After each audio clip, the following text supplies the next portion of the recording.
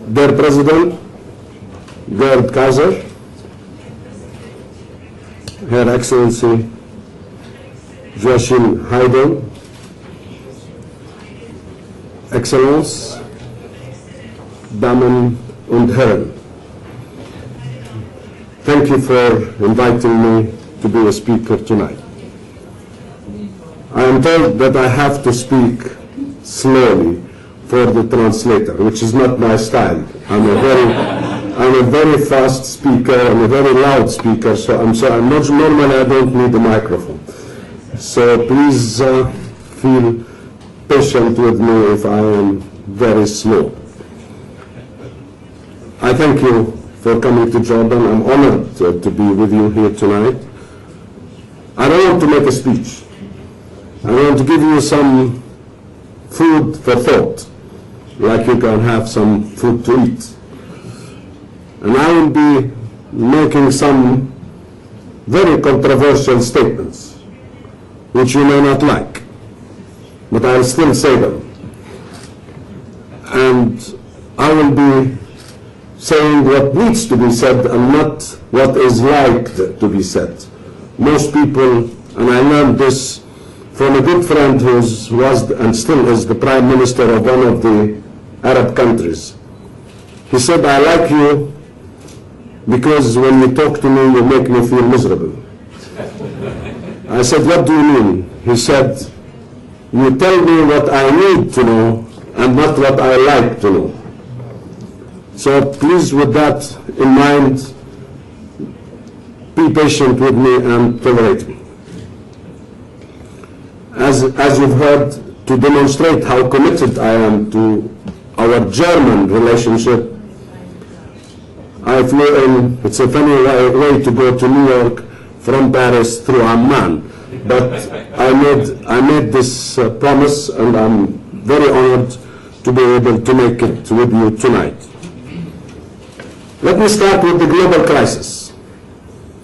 You hear a lot in the press about a recovery. Wrong, there is no recovery.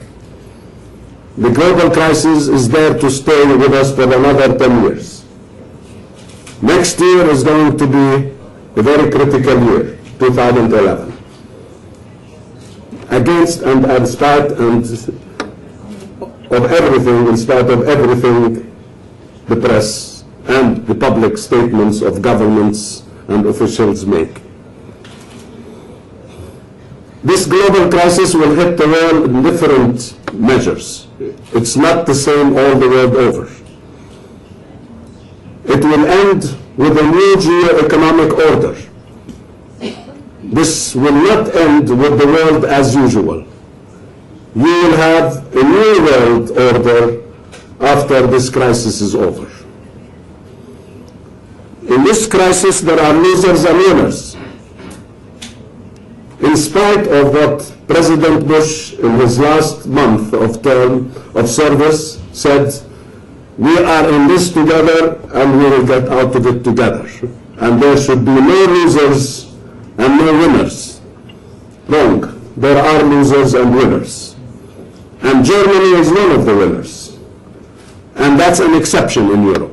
If I try to draw a very brief map after this crisis, the entire West, what we call the developed world, will have to pay the price as losers because of structural problems in their economic disciplines. Germany, as an exception in Europe, will not be a loser. The Arab world is a winner, not a loser. Obviously, the core of the Arab world, which is the GCC countries, is definitely one of the winners. If during this crisis Saudi Arabia can sign a contract for military order of $60 billion, it cannot be a country in crisis. That's as simple as it is. The other Arab countries are natural winners as a result of the Gulf, because the wealth in the Gulf will spill around the other Arab countries. China, of course, Russia, Brazil, and many other countries will be winners. Protectionism. In spite of all the beautiful talk of the leaders of the world about no return to protectionism, liberalization is the order, wrong. Every country in the world is going in the direction of protectionism. And if you don't do it, you will be the loser. When President Obama says that in his incentive program for infrastructure of $1 billion, of almost $1 trillion actually, 800 billion something, he says that not a single foreign company or service will be involved in this project. That's protectionism. When the European Union leaders, every time they meet, they say every country in Europe is free to take its own protective measures. That's protectionism. So let's be very honest and frank. We are on the way to protectionism and not to liberalization. On oil. Oil is underpriced. You have to think of the price of oil as $100 a minimum. And we're going to get into that very soon. On Iran, there will be no attack on Iran. Iran is not Iraq. And whatever you hear about what's going on differences and disputes, right or wrong, nobody can wage a war against Iran. And that's a long story. I don't have the time to go into it. I would be happy during dinner and after dinner or any time to answer questions. But I'm just sending some telex messages. On the peace processes, in spite of all the euphoria and hopes, nothing will come out of this peace process.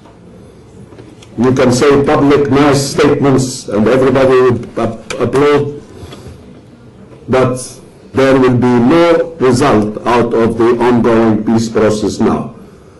Because it's a process between occupation and unoccupied. And that doesn't work. Am I speaking too fast?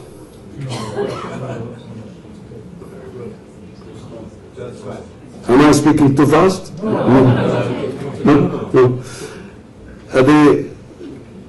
You cannot have a peace agreement between an occupying power and an occupied people. What we have as a problem is an occupation. If the process that we are in today was called negotiations for ending occupation, then I would have hopes. But if you are talking about making love between the occupier and the occupied, you forget it. On the US, unfortunately, the US leader, as a leader of the world, has a problem. And that problem is very serious when it comes to the